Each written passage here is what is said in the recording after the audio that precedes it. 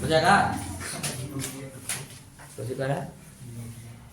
Nokia खरवाओ पे पूछो जो तुमको अच्छा लगे। तो देखो हमारा ये क्या है, मॉडल पेपर का एक क्वेश्चन है, आपके बुक्स का भी एक बुक्स का ही है।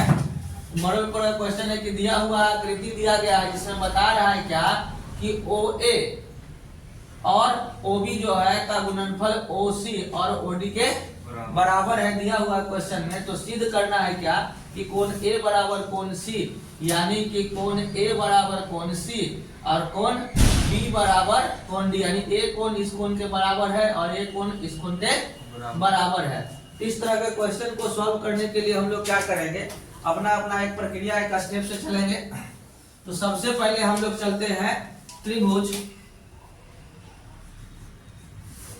मान लेते हैं कि माना कि त्रिभुज AOD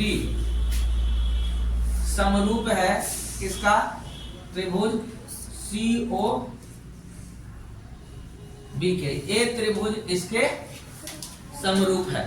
ठीक है, समरूप मतलब देखने में छोटा बड़ा लग रहा है लेकिन एक ही रूप है। जैसे कि आपका चेहरा आपके पापा से मिल रहा है तो एक दूसरे का हूबहू समरूप है। तो ऐसा ही क्या है, ये पापा है और ये उसका बेटा है, समरूप है। तो समरूप होने के लिए तो हम मान लेंगे कि अगर मुंह मिल रहा है तो क्या कहते हैं, ओकरे बेटा है, उसका तो भी तो हो सकता है, उसका चचा भी तो हो सकता है। तो उसके लिए प्रूव किया जाता है तो कम से कम 2 गो प्रमाण चाहिए। मैथ कहता है कि समरूप को सिद्ध करने के लिए 2 गो प्रमाण चाहिए।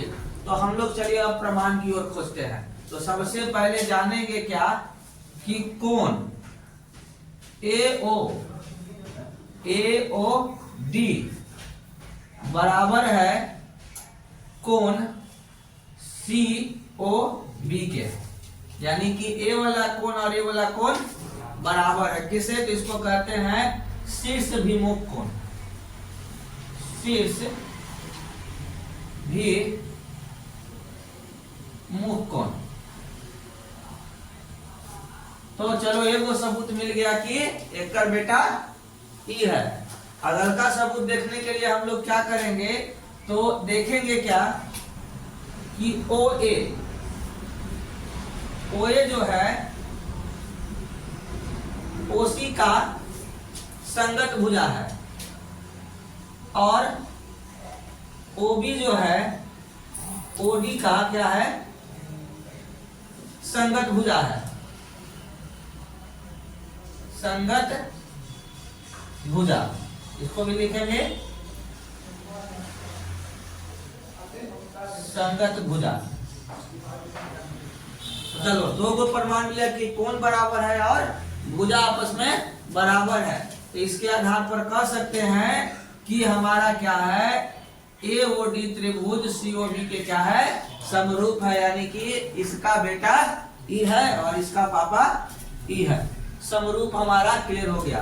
तो अभी हम लोग जो यहाँ पर देख रहे थे कि कोण AOD है, हमारा क्वेश्चन में दिया हुआ है क्या कि OA बटा, यहाँ पर जो क्वेश्चन में दिया हुआ था, चलिए इसको हम थोड़ा इन्हें जगह बनाते हैं। क्वेश्चन में हमारा दिया हुआ था OA गुने OB और OC गुने OD है ना।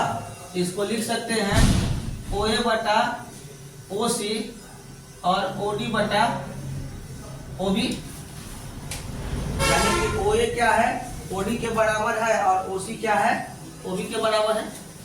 तो इसके आधार पर हम लोग देख रहे हैं क्या कि जब 2 समरूप है तो एक कोण बराबर है। अगर समरूप होगा तो एक कोण बराबर होगा तो उसका अगला कोण भी क्या होगा, बराबर होगा। किसी भी समरूप का एक कोण अगर एक त्रिभुज में बराबर होगा तो उसका अगला जो 2 कोण होगा, क्योंकि त्रिभुज है तो 3 कोणों का योग होगा। तो एक कोण अगर बराबर है और दोनों एक दूसरे का समरूप है तो उसका दूसरा कोण भी बराबर होगा, तीसरा कोण भी बराबर होगा। तो कह सकते हैं इसके आधार पर क्या कि कोण A बराबर